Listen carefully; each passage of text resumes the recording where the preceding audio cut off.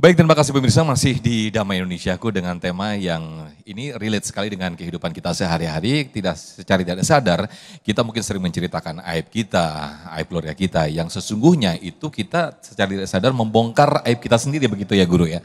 Nah, kita akan bahas di sesi tanya jawab ini, yang insya Allah yang pertama akan dijawab Ustadz Tile terlebih dahulu. Kami persilakan Pak Ihsan yang akan mengajukan pertanyaan. Silakan Pak Ihsan.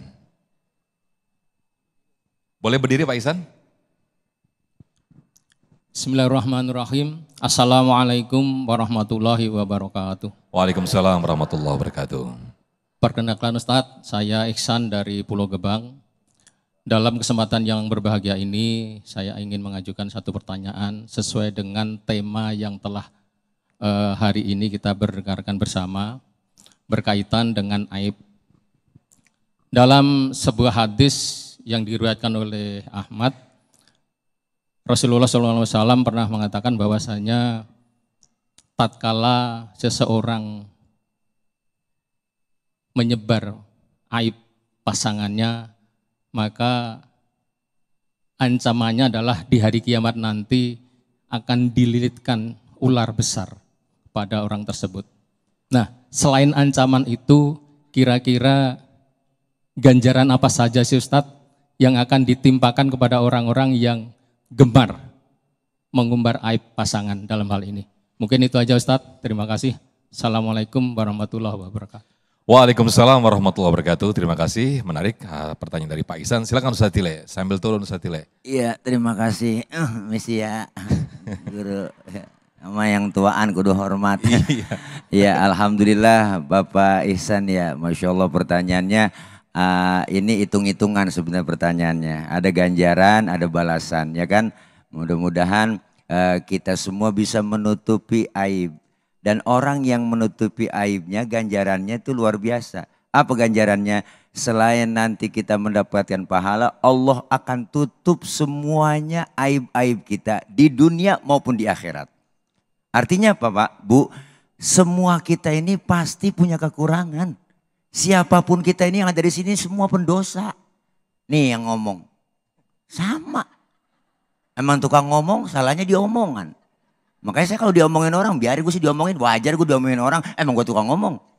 Ya kan ibu, ya kan bu, ya kan bu, ya kan bu, ya bun. Iyalah artinya apa, semua kita pasti punya kekurangan, punya aib. Nah bagaimana caranya kita untuk terus bisa menutupi aib orang lain atau aib suami atau aib istri kita.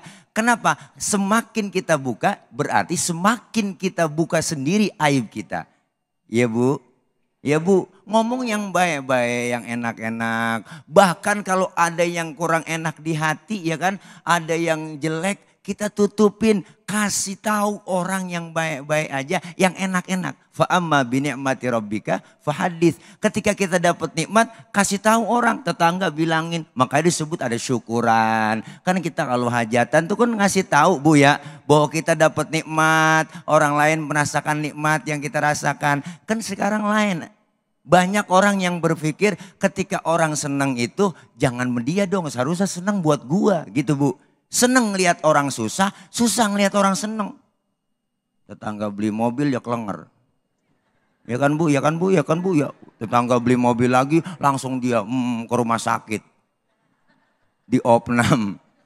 Nah artinya ketika Rasulullah SAW menyatakan ada ganjaran orang yang membuka aib, akan dililitkan oleh Allah nanti di akhirat itu siksaan berupa ular yang besar. Dan bagaimana ganjaran buat orang yang menutup aib orang lain? Selalu kita tutupin. Selalu kita tutupin. Ganjarannya apa? Ditutup pula aib-aib kita yang ada di dunia dan di akhirat. Allah tutup semuanya. Nih kalau Allah buka aib kita semua Bu, ya Allah nggak bakalan kita di sini ada, nggak ada, malu kita. Kenapa kita masih terus senang, terus kita berjalan dengan enak, hidup menjalani kenikmatan? Karena Allah masih tutup aib-aib kita. Jadi ini kita semuanya kepengen ada terus perubahan. Setiap kita ada jalan untuk menuju perubahan. Bahasanya kan kalau dahulu kasar bener, kalau bahasa tobat. Gue udah tobat nih. Sekarang enggak, diperhalus. Gue hijrah. Bener Bu, gue pengen hijrah. Artinya dari hal yang tidak baik menuju ke arah yang lebih baik. Insya Allah itu ganjaran-ganjaran yang lainnya akan diberikan oleh Allah. Kalau kita begitu hitung-hitung pahala Bang, Masya Allah nggak ada. Kita tujuannya apa? Tujuannya mendapat ridho Allah.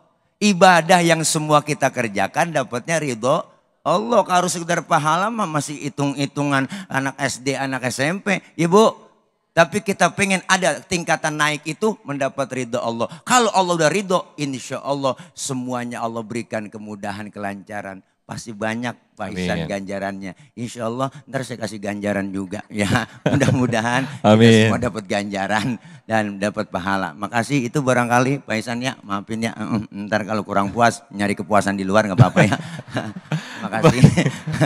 Iya gitu kira-kira. Iya boleh duduk kembali Ustaz Tile. Iya maafin ya. Udah dimaafin. Iya boleh maafin Pak Ihsan. Baik paling tidak kita jangan sibuk untuk bagaimana ganjaran ketika kita membongkar aib, maka ketakutan itu jangan sibuk seperti itu. Mungkin lebih pada ketika kita motivasinya menutup aib kita, insya Allah kita akan ditutup aib kita oleh Allah Subhanahu Wa Taala. Motivasinya itu ya Ustaz. Dasar kehidupan kita itu Bang, dasar kehidupannya apa? Husnuzon. Husnuzon aja. Bukan hanya dengan manusia, dengan makhluk yang lain kita berhusnuzon. Kalau dasarnya husnuzon, insya Allah aman. Insya Allah aman. Ustaz Tile begini-gini juga atlet ini. Oh atlet saya.